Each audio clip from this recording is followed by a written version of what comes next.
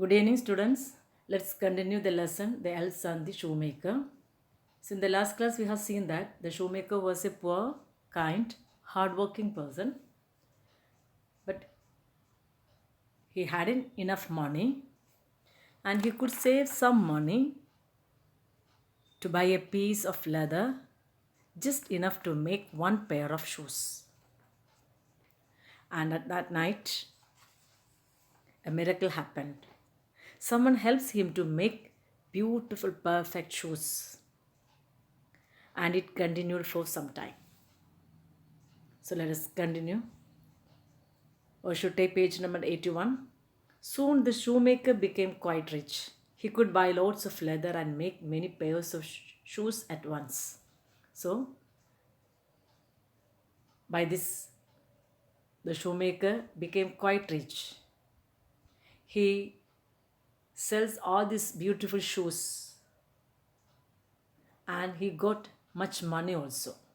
In this way, the shoemaker became rich. And also, with that money, again he bought lots of leather for making many pairs of shoes at a time. Before Christmas, the shoemaker's wife suggested they find out who was helping them with the shoes that night. So the couple hid behind the curtain of the workroom and stood in absolute silence.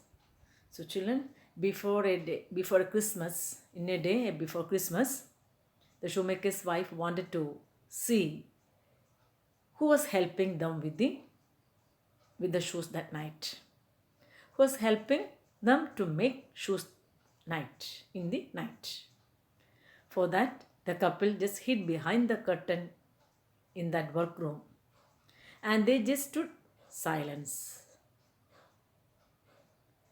Right after midnight, the window opened. The two small elves entered the rooms. They were dressed in dirty and torn clothes. They sang and hummed to themselves and worked on the pieces of leather that were sitting on the table. So, after midnight, they saw through the window two small elves entered the room. And their dress was not proper. It was dirty and torn. കീറിയതും മുഷിഞ്ഞതുമായ വസ്ത്രങ്ങളായിരുന്നു അവർ ധരിച്ചിരുന്നത്. The two elves. And they were singing and humming. And then they just started to, when they entered the room, they started to make the shoes with that leather pieces. The shoemaker and his wife were so grateful that they nearly came out of their hiding place and thanked them. But they didn't move so as not to scare the elves. So by seeing this, the shoemaker and his wife became so surprised, so grateful to the elves. And they just moved the curtain and saw everything and thanked them. But they didn't move from that place because they didn't want to scare the elves. So they stood silent, quietly there. Next paragraph. The next day, the shoemaker and his wife cut bits of clothes and made little clothes for the elves. So children, the shoemaker and his wife wanted to show their gratitude towards the elves. So for that, they made some clothes for them. So clothes means some little shirts. Can you see this? How they dress? Some little shirts, coats, vest and stockings and also a pair of shoes. That also they were made. And then that night they put the new clothes on the work table and left the room. So that night they kept the new clothes on the work table and left the room. After a while, the elves came as usual looking for the pieces of leather that the shoemaker would have left behind. So, same as in the last night, the elves entered the room and looking for the pieces of leather. But instead, they found two new sets of clothes for themselves. The elves were extremely happy. They took the clothes and jumped through the window, singing and dancing merrily. The shoemaker and his wife thanked them silently. So children, by seeing this, or when they are looking for the pieces of leather for making shoes, but instead of leather pieces they saw new sets of clothes. So they became so happy, and they dressed themselves very quickly. They dressed themselves very quickly, and then started to singing and dancing, and jumped through the window. They jumped out through the window. So by saying that, the shoemaker and his wife thanked them silently. The shoemaker now had enough money, and he could employ a few men to work for him. He was never poor again. So children, now the shoemaker got enough money, and then he could employ some people to work or for making shoes in his shop. And also, he was never poor again, and his business also prospered.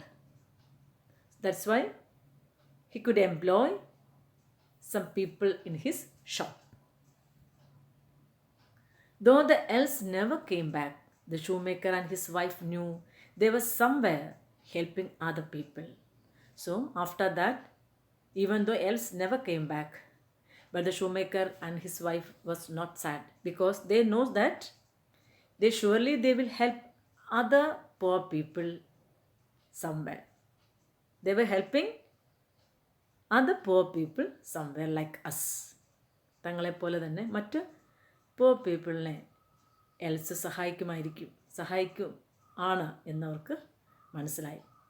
And the shoemaker and his wife, they felt very happy, and from that day, or from that time,